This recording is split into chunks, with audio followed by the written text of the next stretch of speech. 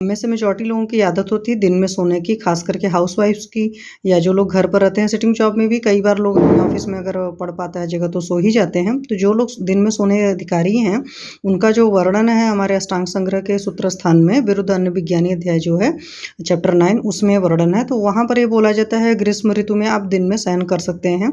तो ग्रीष्म ऋतु में वायु का संचय होने से, वो आदान कान होने से, रुक्षता होने से और रात्रि छोटी होने से दिन में सोना पथ्य है।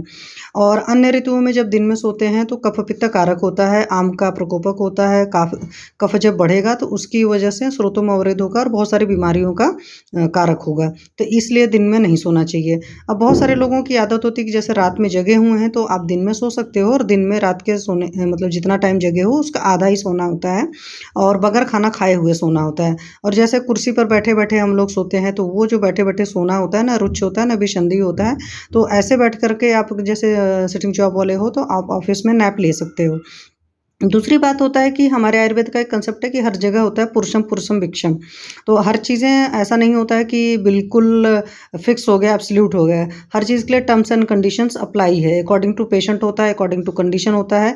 आजकल क्यों मना किया जाता है? मेजॉरिटी लोग के साथ प्रॉब्लम है कि सिटिंग जॉब है या कोई काम धाम करते नहीं है ज़्यादा, मतलब मेहनत का काम है, तो उनके शरीर में इटसेल्फ कफ बढ़ा होता है, आम बढ़ा होता है। और जो हमारे खान पान के तरीके हैं वो भी कुछ ऐसे हैं कि जिसकी वजह से स्रोतोवरोध होता है। तो इस वजह से दिवासन का निषेध करते हैं। और बहुत सारी बीमारियां भी होती हैं जिसमें दिवासन का निषेध है, मतलब दिन में सोना। बट कुछ जगह है जहाँ पर लोग सो सकते हैं, वो है जैसे अत्यधिक भाषण करने वाले जो लोग हैं, जिन्होंने गाड़ी घोड़ा की सवारी करी है, बहुत ज़्यादा पैदल चले हुए हैं, मद्यपान किया हुआ है, या जो लोग दिन में मतलब सेक्स वगैरह करते हैं मैथुन करने से, बाहर बोझ वगैरह ढोने से, जैसे लेबर क्लास हो गई, और क्रोध शोक भय से थके हुए हैं, उनको श्वास हिचकी आधमान और अतिसार है, मतलब डायरिया वगैरह लूज मोशंस वगैरह की कंडीशन है, बहुत ज़्यादा गैस वगैरह बना हुआ है, श्वास की तकलीफ है तो उसमें हो सकता है। वृद्ध बालक, दुर्बल, क्षीण, क्षुधा, प्यास तथा शूल से पीड़ित हो, दर्द वगैरह हो रही हैं, अजीर्ण का रोगी है, अभिघात है, मतलब चोट चपेट लगा हुआ है, उन्माद का रोग पीड़ित है,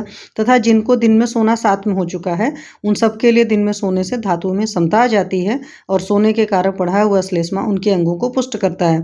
मतलब आप ये समझो कि बच्चे सो सकते हैं, जो बुजुर्ग लोग हैं वो सो सकते हैं। बच्चों में क्या हो रहा है, ग्रोथ हो रहा है, उस वक्त उनको चाहिए कफ का थोड़ा सा बढ़ा हुआ पार्ट।